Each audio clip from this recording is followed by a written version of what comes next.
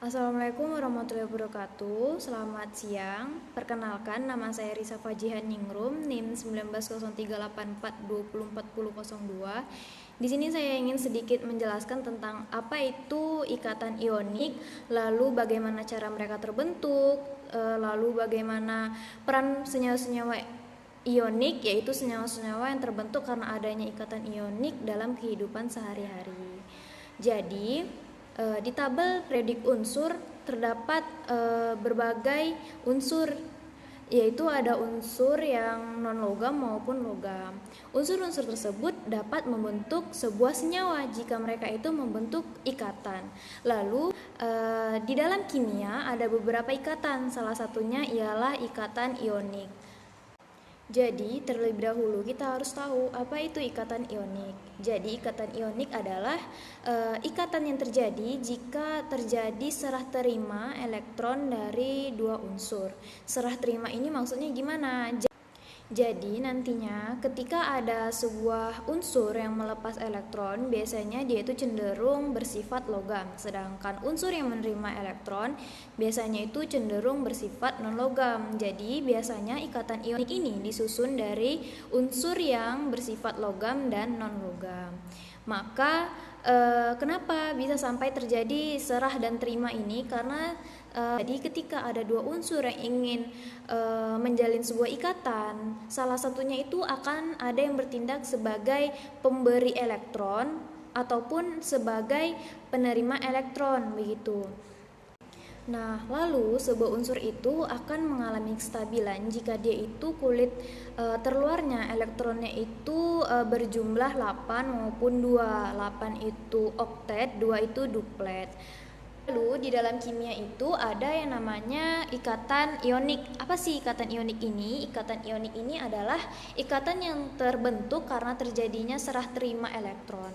Apa sih serah terima elektron ini? Contohnya aja seperti misalnya ada unsur A dan unsur B. Unsur A ini memberikan elektronnya untuk si unsur B dengan tujuan agar si unsur B ini mengalami kestabilan. Seperti yang kita tahu bahwa sebuah unsur itu akan mengalami suatu kestabilan jika dia itu kulit terluarnya memiliki 8 ataupun 2 elektron.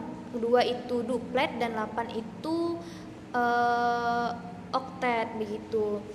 Lalu juga ikatan ionik ini terbentuk antara unsur logam maupun unsur non-logam. Mengapa begitu? Karena biasanya unsur yang memberikan elektron terluarnya untuk unsur lain itu unsurnya bersifat logam, sedangkan yang menerima adalah unsur yang bersifat non-logam, begitu. Contohnya seperti NaCl, seperti yang di atas, dia itu memiliki elektron terluar sebanyak 1 dan Cl itu memiliki 7. Karena si Na ini tadi dia di golongan 1, maka kulit terluarnya itu mengandung 1 elektron, sedangkan karena si Cl golongan 7, maka dia memiliki 7 elektron terluar.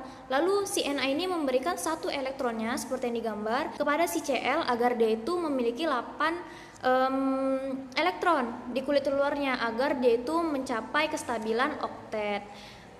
Lalu apa kegunaan senyawa ionik si NaCl ini dalam kehidupan sehari-hari kita? Yang pertama, seperti yang kita tahu, dia itu dapat menjadi bahan dapur ya, memberikan rasa kepada makanan yaitu asin. Lalu dia juga memberikan pencegahan untuk penyakit gondo, untuk menyembuhkan penyakit sariawan, dan dia juga itu membantu dalam menjaga kesehatan gigi dan struktur gigi.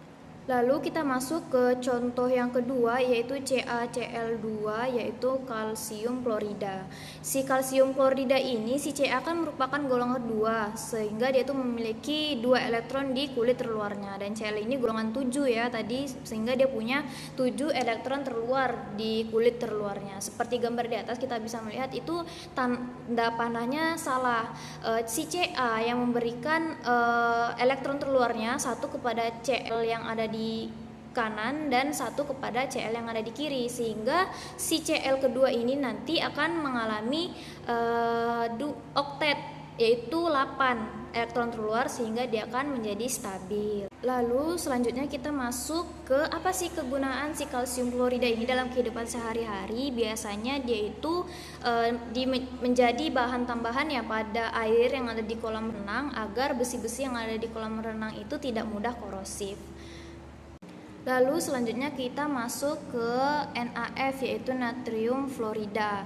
Apa sih natrium fluorida ini? Seperti yang ada di gambar di atas, si natrium ini dia itu golongan 1 sehingga ada 1 elektron terluar di kulitnya, dan si F ini golongan 7 sehingga ada 7 elektron terluar di kulit terluarnya. Bisa lihat di gambar di atas. Seperti si Cl, dia itu ada 7. Jadi dia membutuhkan 1 elektron punya si Na ini sehingga dia itu mencapai kestabilan. Unsur ini nih berfungsi ditambahkan ke dalam senyawa tambahan sikat gigi atau pasta gigi, bukan sikatnya, pasta gigi, agar dia ini dapat membantu dalam perawatan gigi sehingga gigi kita tetap sehat dan terhindar dari bakteri. Kita masuk ke senyawa ionik yang terakhir, yaitu KBr atau kalium bromida.